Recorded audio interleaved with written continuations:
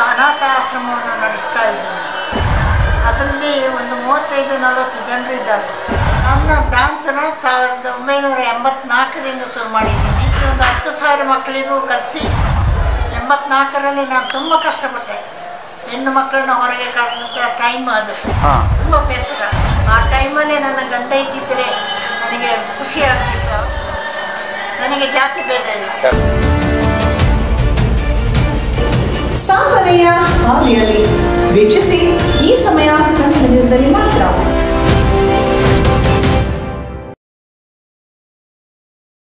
Madam, 2023ರಲ್ಲಿ ನಿಮಗೆ ಪದ್ಮಶ್ರೀ ಪ್ರಶಸ್ತಿ ಸಿಗುತ್ತೆ. ಯಾವ ಒಂದು ಇದಕ್ಕೆ ನಿಮಗೆ ಪದ್ಮಶ್ರೀ ಪ್ರಶಸ್ತಿ ಸಿಗುತ್ತೆ? ನಾನು ಕೊಡಗಿನ ಒಂದು ಜಾನಪದ ನೃತ್ಯವಿದೆ, ಉಮ್ಮತ್ತಾಟ ಅಂತ. ನಮ್ಮನ್ನು ಎಲ್ಲ ಇಂಡಿಯಾದ ಮೂಲೆ ಮೂಲೆಯಲ್ಲಿ ಹೋಗಿ ನಾವು ಮಾಡ್ತಾ ಇದ್ದೆವು.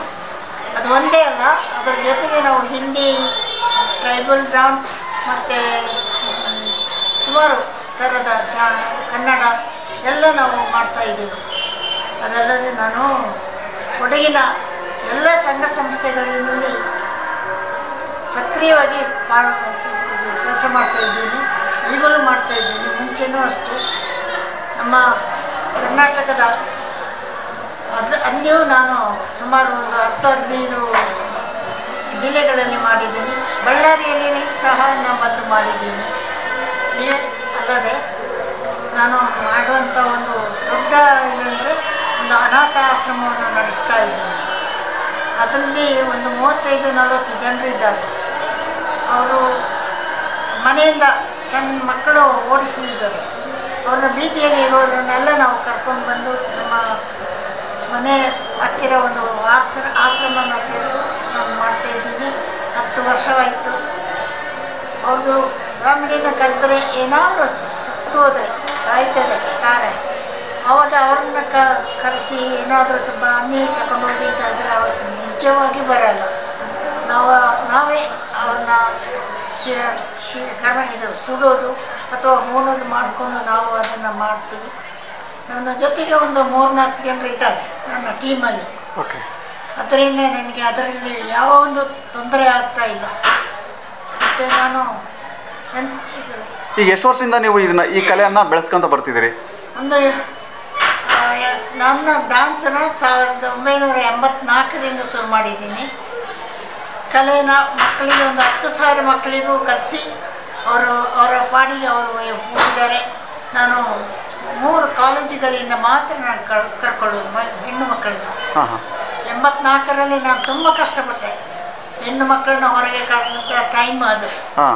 ಆವಾಗ ತಂದೆ ತಾಯಿಯವ್ರನ್ನ ನಾನು ಹೇಳಿ ಯಾವ ತೊಂದರೆಯೂ ನಿಮಗೆ ಕೊಡಲ್ಲ, ನಾನು ಕರ್ಕೊಂಡೋಗಿ ಬರ್ತೀನಿ ಅಂತೇಳಿ ಹೇಳುವಾಗ ಧೈರ್ಯದಿಂದ ಅವ್ರನ್ನ ನಮ್ಮ ಜೊತೆ ಕಳಿಸ್ತಾ ಇದ್ದರು. ನೀವು ರಾಜ್ಯಗಳಲ್ಲಿ ಅಲ್ಲದೆ ಬೇರೆ ದೇಶಗಳಲ್ಲಿ ಏನಾದರೂ ಈ ಕಲೆನ ಪ್ರಸಾರ ಮಾಡಿದ್ದೀರಾ, ಅಂದ್ರೆ ಪ್ರಚಾರ ಪಡಿಸಿದ್ದೀರಾ? ಮೂಲೆ ಮೂಲೆಗೆ ಹೋಗಿದ್ದೀವಿ. ಭಾರತ ದೇಶಕ್ಕೆ ಹೋಗಿ ಎಲ್ಲ ರಾಜ್ಯದಲ್ಲಿ ಅಡ್ಡಾಡಿದ್ದೀರಿ. ಓಕೆ, ಮುಂದಿನ ನಿಮ್ಮ ಗುರಿಗಳು ಏನಿದಾವೆ? ಅಂದರೆ ಈಗ ಒಂದು ಜನಪದ ಕಲೆನ ಇನ್ನೂ ಹೆಚ್ಚಿನ ಮಟ್ಟದಲ್ಲಿ ತಗೊಂಡು ಹೋಗ್ಬೇಕನ್ನೋದು ಏನಾದರೂ ಒಂದು ಹೊರ ರಾಜ್ಯಕ್ಕೆ ನಾನು ಟ್ರೈ ಮಾಡ್ತಾ ಇದ್ದೀನಿ. ಅದು ಅವಕಾಶ ಸಿಗ್ತಾ ಇಲ್ಲ. ಓಕೆ, ಇಲ್ಲಿ ಕರ್ನಾಟಕದ ಎಲ್ಲ ಆಯಿತು. ಇನ್ನೀಗ ನಾವು ಎಂತ ಮಾಡೋದು ಅಂತ ಗೊತ್ತಾಗ್ತಿಲ್ಲ. ಅದನ್ನು ನಾನು ಖಂಡಿತ ಬಿಡೋದಿಲ್ಲ. ಇನ್ನು ಏನಿಲ್ಲ ಅಂದರೆ ಊರುಗಳಲ್ಲಿ ನಮ್ಮ ಕಾಂಪಿಟೇಷನ್ ಎಲ್ಲ ಬರ್ತದೆ. ಅವ್ರಿಗೆ ಅಲ್ಲಿಗೆ ಕರ್ಕೊಂಡು ಹೋಗಿ ಅವ್ರನ್ನ ಡ್ಯಾನ್ಸ್ ಮಾಡಿಸ್ತಾ ಇದ್ದೀವಿ. ಸರ್ಕಾರ ಈ ಬಗ್ಗೆ ಏನಾದರೂ ನಿಮ್ಮ ಬಗ್ಗೆ ಏನಾದರೂ ಗಮನ ಹರಿಸ್ತಾ ಇದೆಯಾ? ಅಂದರೆ ಈ ಒಂದು ಕಲೆನ ಇನ್ನೂ ಹೆಚ್ಚಿನ ಮಟ್ಟದಲ್ಲಿ ಬೆಳೆಸ್ಬೇಕನ್ನೋದು ಏನಾದರೂ ನಿಮಗೆ ಸಹಾಯ ಮಾಡ್ತಾ ಇದ್ದಾರಾ? ಯಾವ ಅನುದಾನ ಇಲ್ಲ, ಏನಿಲ್ಲ.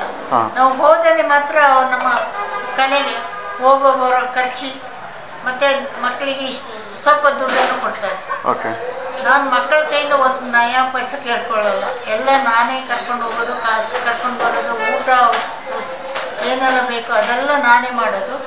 ಅಲ್ಲಿ ಕೊಡುವ ದುಡ್ಡನ್ನು ಎಲ್ಲ ಖರ್ಚಿನ ಬಿಲ್ ಮಾಡಿಕೊಂಡು ಎಷ್ಟು ಖರ್ಚಾಯಿತು, ಬಾಕಿ ಎಷ್ಟು ಉಳಿಯುತ್ತೆ ಅದನ್ನು ಡಿವೈಡ್ ಮಾಡಿಕೊಂಡು ಮಕ್ಕಳಿಗೆ ಕೊಡ್ತೀನಿ. ನಾನು ಅಷ್ಟೇ ನಾನು ತಗೊಳ್ತಾ ಇದ್ದೀನಿ. ಓಕೆ, ನೀವೀಗ ಓಲ್ಡ್ ಏಜ್ ನಡೆಸ್ತಾ ಅಂದರೆ ಒಂದು ಅನಾಥಾಶ್ರಮ ನಡೆಸ್ತಾ ಇದ್ದೀರಿ. ಸೊ ಅದಕ್ಕೆಲ್ಲ ಅನುದಾನ ಹೆಂಗೆ ನೀವು ಹೊಂದಿಸ್ತೀರಿ ಅಂತ? ಇಲ್ಲ, ನಾವು ಸ್ವಾಮೀಜಿಯವರು ಹೇಳಿದಂಗೆ ನಾವು ಜನರನ್ನ ಕೇಳ್ಕೊಳ್ಳೋದು. ಓಕೆ, ಅವರ ಮನೆಗೆ ಹೋಗಿ ಕೇಳಿ ಅವರು ಕೊಡುವ ಹಣದಿಂದ ನಾವು ಅವ್ರನ್ನ ಸಾಕ್ತೀವಿ. ಮತ್ತು ತುಂಬ ಜನರು ಊಟ ತಂದು ಕೊಡ್ತಾ ಇದ್ದಾರೆ. ಮಕ್ಕಳದ್ದು ಬರ್ತಡೇ ಅಥವಾ ತಿಥಿ ಆದ ಮೇಲೆ ಮತ್ತು ಮಕ್ಕಳು ದೊಡ್ಡವ್ರದ್ದು ಬರ್ತಡೇ ಈ ದಿವಸ ಊಟ ಅವರಿಂದ ಬರ್ತದೆ. ಹಾಗೇನೂ ನಾನು ಮಕ್ಕಳು ಅವ್ರನ್ನ ಪಬ್ಲಿಕ್ ಕೂಡ ನಿಮಗೆ ಸಪೋರ್ಟ್ ಮಾಡ್ತಾ ಇದ್ದಾರೆ. ಪಬ್ಲಿಕ್ ಮಾಡ್ತಾ ಇದ್ದಾರೆ. 2023ರಲ್ಲಿ ಅಂದರೆ ಇದೇ ವರ್ಷದಲ್ಲಿ ನಿಮಗೆ ಪದ್ಮಶ್ರೀ ಪ್ರಶಸ್ತಿ ಸಿಕ್ಕಾಗ ಸೊ ನೀವು ನಿಮಗೇನು ಅನಿಸುತ್ತೆ ಆ ಟೈಮಲ್ಲಿ? ನನಗೆ ನಿಜವಾಗಿ ಹೇಳೋದಾದರೆ ನನಗೆ ಅದು ಗೊತ್ತೇ ಇರಲಿಲ್ಲ. ಅದು ಹೇಗೆ ಬಂತು, ಯಾರು ಹೇಳಿ ಮಾಡಿಸಿದ್ರು ಅಂತ ನನಗೆ ಗೊತ್ತೇ ಇಲ್ಲ. ನನ್ನ ಒಬ್ಬ ಕೊಲಿಗ ಫೋನ್ ಮಾಡಿ ಹೇಳ್ತಾರೆ ನಿಮಗೆ ಪದ್ಮಶ್ರೀ ಬಂದಿದೆ ಅಂತ. ನಾನು ಅವನಿಗೆ ಬೈದಿದ್ದು, ಏನು ಪದ್ಮಶ್ರೀ ಬರೋಕ್ಕೆ ನಾನೇನು ಬರೆದು ಹಾಕಿಲ್ಲ, ಏನಿಲ್ಲ, ಯಾರ ಜೊತೆ ಹೇಳಿಲ್ಲ, ಅದೇ ಹೇಗೆ ಬಂತು ಅಂತ ನಾನು ಅವನಿಗೆ ಬೈತಾ ಇದ್ದೆ. ಅದು ಆದ ತಕ್ಷಣ ಎಲ್ಲ ಜನರು ನನಗೆ ಫೋನ್ ಮಾಡಿ ತಿಳಿಸೋಕ್ಕೆ ವಿಶ್ ಮಾಡ್ತಾ ಇದ್ರು. ಆವಾಗ ನನಗೆ ಗೊತ್ತಾಗಿತ್ತು, ನನಗೆ ಇದು ಸಿಕ್ಕಿದೆ ಅಂತ ಹೇಳ್ಕೊಂಡು. ನೀವು ಇಲ್ಲಿಂದ ಪ್ರಶಸ್ತಿನ ತಗೊಳ್ಳೋದಕ್ಕೆ ಅಂತ ಹೋಗ್ತೀರಿ, ರಾಷ್ಟ್ರಪತಿ ಅವರಿಂದ ನಿಮಗೆ ಅದು ಪ್ರಶಸ್ತಿ ನಿಮಗೆ ಸಿಗುತ್ತೆ. ಸೊ ಆ ಒಂದು ಕ್ಷಣ ಹೆಂಗಿತ್ತು?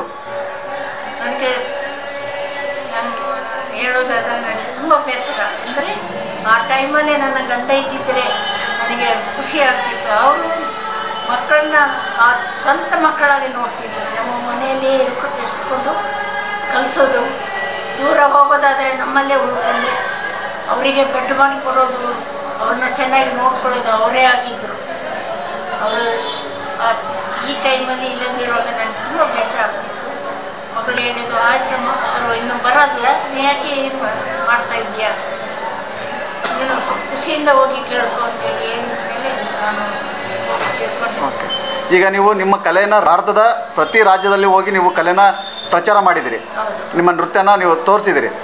ಸೊ ಇದ್ರ ಬಗ್ಗೆ ನೀವು ಹೇಳೋದಾದರೆ ಇನ್ನೂ ಬೇರೆ ಬೇರೆ ದೇಶದಲ್ಲೇನಾದರೂ ಹೋಗೋ ಇಚ್ಛೆ ಇದೆಯಾ, ಅಥವಾ ಜೊತೆಗೆ ನಿಮ್ಮ ಫ್ಯಾಮಿಲಿಯಲ್ಲಿ ಇರ್ತಕ್ಕಂಥ ಮಕ್ಕಳು ಮೊಮ್ಮಕ್ಕಳು ನಿಮ್ಮ ಕುಟುಂಬದವರು ನಿಮಗೆ ಸಪೋರ್ಟ್ ಮಾಡ್ತಾ ಇದ್ದಾರಾ? ಕುಟುಂಬದವರಂದರೆ ನಮ್ಮಲ್ಲಿ ಗಂಡ ಒಬ್ಬರೇ ಇದ್ದಿದ್ದು, ಅವರ ತಂದೆ ತಾಯಿ ಯಾರೂ ಇಲ್ಲ ಈಗ. ಅವರು ಮಾತ್ರ ನನಗೆ ಹೋಗುವಾಗ ನನ್ನ ಅತ್ತೆ ಮಕ್ಕಳನ್ನ ನೋಡ್ಕೊಂಡು ಮನೆಯಲ್ಲಿ ಇರ್ತಿದ್ರು. ತಂದೆ ಸಹ ದೊಡ್ಡ ಆರ್ಟಿಸ್ಟ್.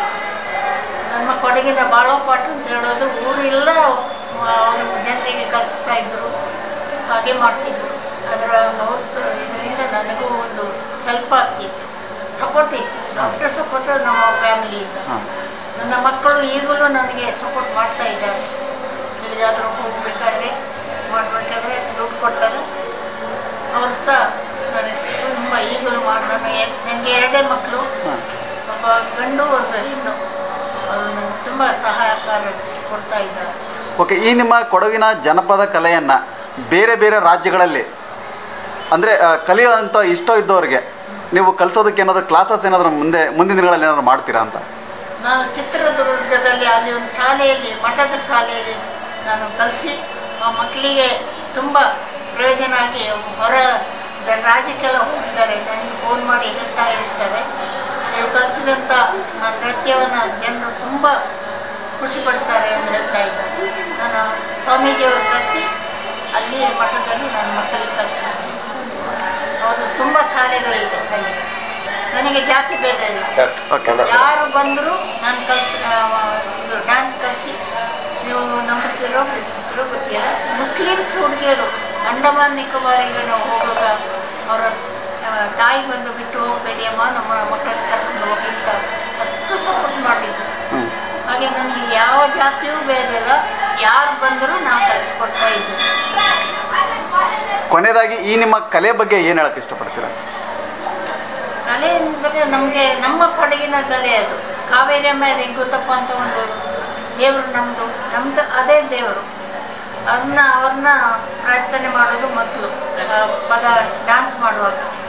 ಅಲ್ಲಿಂದ ನಮ್ಮ ಊರವರ ಯಾರು ಮನೆಗೆ ಬರ್ತಾರೆ ಅವರ ಅತಿಥಿಯನ್ನು ಸತ್ಕಾರ ಮಾಡೋದು. ಮತ್ತು ಹೀಗೆ ನಮ್ಮ ಕೊಡಗಿನಲ್ಲಿ ಬೆಳೆ ಏನೆಲ್ಲ ಬೆಳೆಸ್ತೀವಿ, ಜೇನು ಏನೆಲ್ಲ ಇರ್ತದೆ ಅದನ್ನೆಲ್ಲ ಆ ಪದದಲ್ಲಿ ಹೇಳ್ಕೊಂಡು ನಾವು ಡ್ಯಾನ್ಸ್ ಮಾಡ್ತಾ ಇರ್ತೀವಿ. ನನಗೆ ಹೀಗಾಗಿ ಜೈಪುರದಲ್ಲಿ ಡಾಕ್ಟರೇಟ್ ಪದವಿಯನ್ನು ಕೊಟ್ಟರು. ನೀವು ಎಲ್ಲ ಬದಕಾಯಿ ಇದ್ದೀರಾ?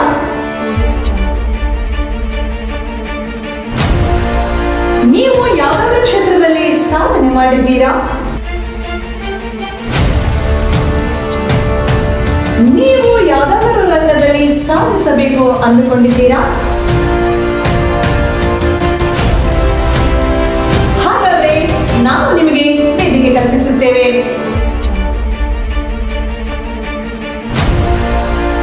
ನೀವು ಮಾಡಿರುವ ಸಾಧನೆಗಳನ್ನ ಅನಾವರಣಗೊಳಿಸುವುದೇ ನಮ್ಮಯ ಆಶಯವಾಗಿದೆ. ಸಾಧನೆಯ ಹಾದಿಯಲ್ಲಿ ವೀಕ್ಷಿಸಿ ಈ ಸಮಯ ಕನ್ನಡ ನ್ಯೂಸ್ನಲ್ಲಿ.